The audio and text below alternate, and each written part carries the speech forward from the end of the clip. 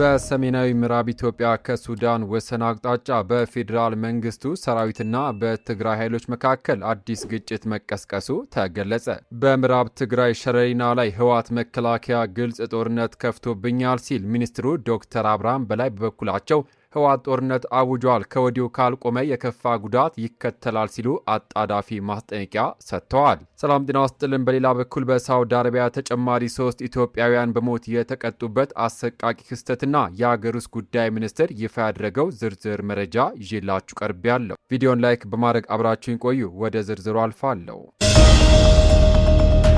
በቅድሚያ በፌዴራል ሰራዊትና በትግራይ ኃይሎች መካከል አዲስ ግጭት መቀስቀሱ ተሰምቷል። ከሱዳን ጋር በሚያዋስነው የሰሜናዊ ምዕራብ ኢትዮጵያ ክፍል ውስጥ በሚገኝ አካባቢ በፌዴራል መንግስቱ ሰራዊትና በትግራይ ኃይሎች መካከል ዛሬ ማለዳ ላይ ግጭት መቀስቀሱ የተለያዩ ምንጮች አመለከቱ።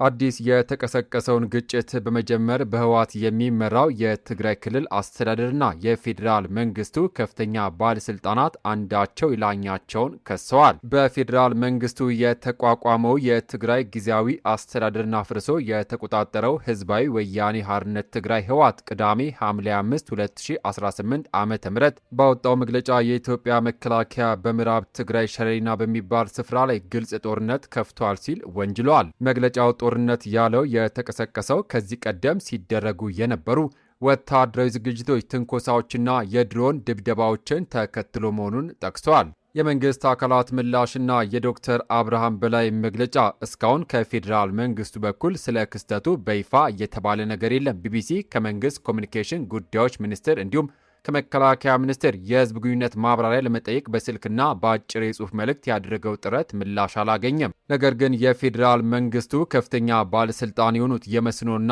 ቆላማ አካባቢዎች ሚኒስትር ዶክተር አብርሃም በላይ በፌዴራል ሰራዊትና በህወሓት ኃይሎች መካከል ግጭት መቀስቀሱን ገልጸዋል። ሚኒስትሩ በይፋዊ የማህበራዊ ሚዲያ ገጻቸው ላይ ባሰፈሩ ጽሑፍ ህወሓት በሸረሪና በኩል ጦርነት አውጇል በማለት በመክሰስ የጦርነት ከወዲሁ ካልቆመና የከፋ ጉዳት ይከተላል ሲሉ አሳስበዋል። የውጥረቱ ማደግና የታሪካዊ ክስተቶች ዳራ ይህ ግጭት የተቀሰቀሰው የህወሓት መሪዎች በፌዴራል መንግስቱ የተቋቋመውን የክልሉን ጊዜያዊ አስተዳደር አፍርሰው ስልጣን ከተቆጣጠሩ በኋላ ባለፉት ወራት በሁለቱ ወገኖች መካከል ውጥረት እየተባባሰ ከሄደ በኋላ ነው። ሁለቱም ወገኖች ሌላ ዙር ጦርነት ለመቀስቀስ ሲካሰሱ የነበረ ሲሆን የአፍሪካ ህብረትና የተለያዩ አካላት ደግሞ ጦርነት እንዳይቀሰቀስ ጥሪ ሲያቀርቡ መቆየታቸው ይታወቃል። ጠቅላይ ሚኒስትር ዶክተር አብይ አህመድ በቅርቡ ለህዝብ ተወካዮች ምክር ቤት ባደረጉት ንግግር በየቀኑ በርካታ ውጊያ፣ ጦርነት ሊቀሰቀስ የሚችሉ ትንኮሳዎች ትግራይ ውስጥ ባሉ ኃይሎች በየጊዜው ይፈጸማል በማለት ከሰው ነበር። ህወሓትን በበኩሉ የፌዴራል መንግስቱ በትግራይ ላይ ሌላ ዙር ጦርነት ለመክፈት ሰራዊቱን እያሰማራ መሆኑን በመጥቀስ ሲከስ ነበር። ባለፉት ወራት በሁለት ወገኖች መካከል እየተባባሰ በመጣው ውዝግብ ምክንያት ጦርነት ሊቀሰቀስ ይችላል የሚል ስጋት በበርካቶች ዘንድ ሲስተጋባ ቆይቷል።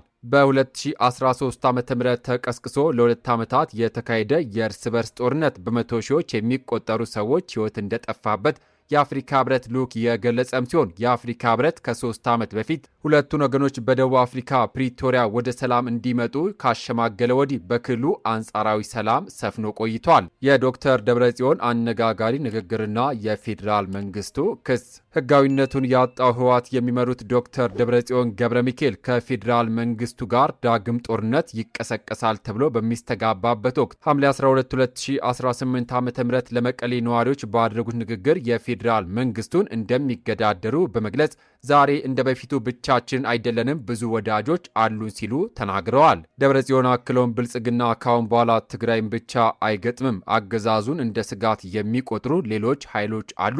ምንም እንኳን በራሳችን ብንተማመንም ይህንን ስርዓት ለማስወገድ የሚፈልጉ አጋሮች አሉ ማለታቸው ተሰምተዋል። ሊቀመንበሩ አጋር ሲሉ የጠሯቸው አካላት ከሀገር ውስጥ ይሁኑ ከውጭ በይፋ የጠቀሱት ነገር የለም። የፌዴራል መንግስቱ ህወሓት ከኤርትራና የኢትዮጵያ ተቀናቃኝ ናቸው ካለቻቸው አገራት ጋር በመሆን አገሪቱን የሚያናጋ እንቅስቃሴ እያደረገ መሆኑን በተደጋጋሚ ሲከስ ቆይቷል።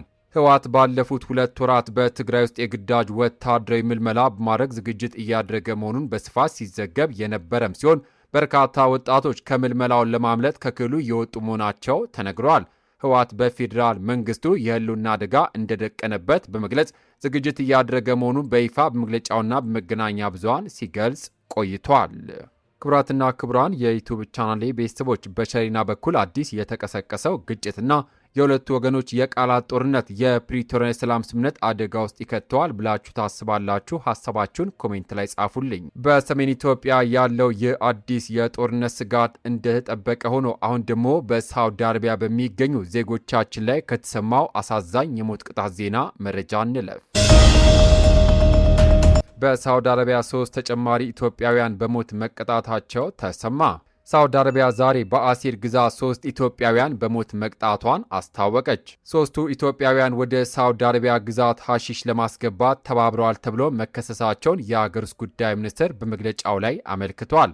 ሟቾቹ በቁጥጥር ስር ከዋሉ በኋላ በተደረገባቸው ምርመራ ጥፋተኛ ሆነው መገኘታቸውን የገለጸው ሚኒስትሩ ፍርድ ቤቱ በሞት እንዲቀጡ ውሳኔ ማሳለፉን ጠቅሷል። ተከሳሾቹ ወደ አገሪቱ ጠቅላይ ፍርድ ቤት ይግባኝ ቢሉም ውሳኔው መጽናቱና ቅጣቱ መፈጸሙን ጨምሮ አስታውቋል። የሞት ቅጣቱ ዛሬ ቅዳሜ ሐምሌ 5 2018 ዓ.ም በአሲር ግዛት መፈጸሙን ሚኒስትሩ ባወጣው መግለጫ ላይ ጠቅሷል። የአሃዛዊ መረጃዎችና የሰብአዊ መብት ተቋማት ስጋት ሰኞ ዕለት ሐምሌ 2018 ዓ.ም እንዲሁ የሳዑዲ አረቢያ የአገር ውስጥ ጉዳይ ሚኒስቴር 5 ተጨማሪ ኢትዮጵያውያን በሞት መቅጣቱን አስታውቆ ነበር። በያዝነው ዓመት የመጀመሪያዎቹ 7 ወራት ብቻ 17 ኢትዮጵያውያን በሞት ተቀጥተዋል። ከዚህ ቀደም ሂውማን ራይትስ ዎች ሂማስ ሙሻይት በተባለ እስር ቤት ቢያንስ 63 ኢትዮጵያውያን ከአደንዛዥ ጋር በተያያዘ የሞት ቅጣት እንደተረጋገጠባቸው ማስጠንቀቅ መግለጫ አውጥቶ ነበር።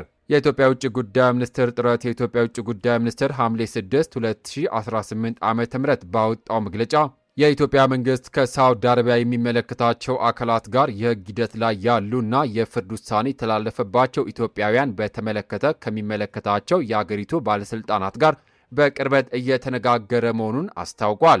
በተጨማሪም ሪያድ ውስጥ በሚገኘው ኤምባሲና በጅዳ ቆንጽላ ጽሕፈት ቤት አማካኝነት አስቸጋሪ ሁኔታ ለገጠሟቸው የኢትዮጵያውያን ዜጎች ሰብአዊነት ከግምት ውስጥ ያስገባ እርምጃ እንዲወሰድ የሚደረገው ጥረት መቀጠሉን ገልጿል። ክቡራትና ክቡራን የተከበራችሁ የዩቲዩብ ቻናል ቤተሰቦች በቻይና በኩል ስለተቀሰቀሰው አዲስ ግጭትና በሳውዲ አረቢያ በዜጎቻችን ላይ ስለተፈጸመው የሞት ቅጣት ያላችሁን አስተያየት ከስር ኮሜንት መስጫው ላይ ጻፉልን። ቪዲዮን ከወደዳችሁት ላይክ ማድረጋችሁን አትርሱ። አዳዲስ እና እውነተኛ ሰበር መረጃዎች በፍጥነት እንዲደርሷችሁ ቻናሉን ሰብስክራይብ በማድረግ የደውል ምልክቷን ይጫኑ። ከሰዓታት በኋላ በሚሰሙ በአዳዲስ ሰበር መረጃ እስከምንገናኝ ሰላም ለሀገራችን፣ ሰላም ለመላው ዓለም ይሁን። በያለንበት የዓለም ዳርቻ ቸር እንቆይ።